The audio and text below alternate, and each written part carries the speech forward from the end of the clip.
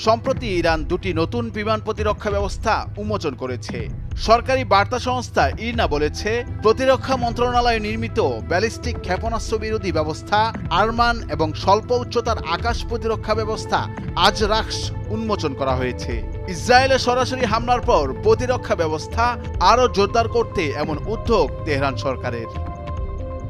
ইরানের প্রতিরক্ষা মন্ত্রী মোহাম্মদ রেজা আশতিয়ানি এদিন অনুষ্ঠানে বলেছেন, আরমান ক্ষেপণাস্ত্র ব্যবস্থা 180 কিলোমিটার দূরের লক্ষ্যবস্তু চিহ্নিত করতে পারে এবং 120 কিলোমিটার দূরের তাদের লক্ষ্যবস্তুকে ধ্বংস করতে পারে।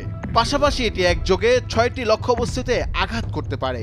অন্যদিকে আজরাক্স প্রতিরক্ষা ব্যবস্থাকে একাধিক ধরনের গাড়ির উপর স্থাপন করা সম্ভব।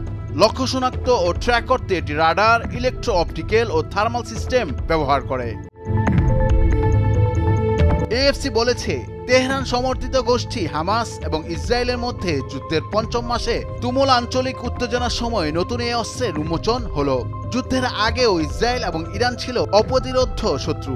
তেহরানের পারমাণবিক কর্মসূচির তীব্র বিরোধিতা করে আসছে তেল আবিব। 2023 সালে ইসরায়েলি প্রধানমন্ত্রী বেনিয়ামিন নেতানিয়াহু ইরানকে পারমাণবিক অস্ত্র অর্জন রোধ করতে বিশ্বাসযোগ্য সামরিক হুমকি মোকাবেলার আহ্বান জানান।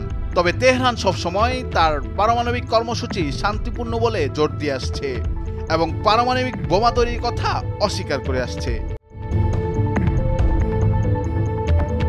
প্রতিবেদনে আরও বলা হয়েছে, 7 অক্টোবরে ইসরায়েলে হামাসের নজিরবিহীন হামলাকে ইরান স্বাগত জানিয়েছে। তবে সিরিয়া, লেবানন, ইরাক ও ইয়েমেনে থাকা তেহরান সমর্থিত সামরিক গোষ্ঠীগুলোর চালানো হামলায় জড়িত থাকার কথা অস্বীকার করেছে। যদিও মনে করা হয় হামাসের অস্ত্রের প্রধান যোগানদাতা এই ইরানি। তারা ইরাক ও সিরিয়ায় মার্কিন এবং জিহাদি বিরোধী জোটের সেনাদের উপর হামলা চালাচ্ছে। গত 28 জানুয়ারি জর্ডানের একটি ঘাঁটিতে এরকম একটি হামলায় 3 মার্কিন সেনা নিহত হন, যার ফলে ওয়াশিংটন সিরিয়া ও ইরাকে ইরানপন্থী লক্ষ্যবস্তুর বিরুদ্ধে পাল্টা হামলা চালায়।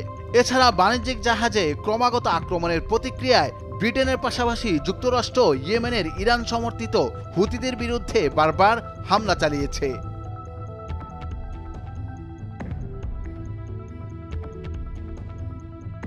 নুরুল আফসার, নিউজ ডেস্ক, ভোরের কাগজ।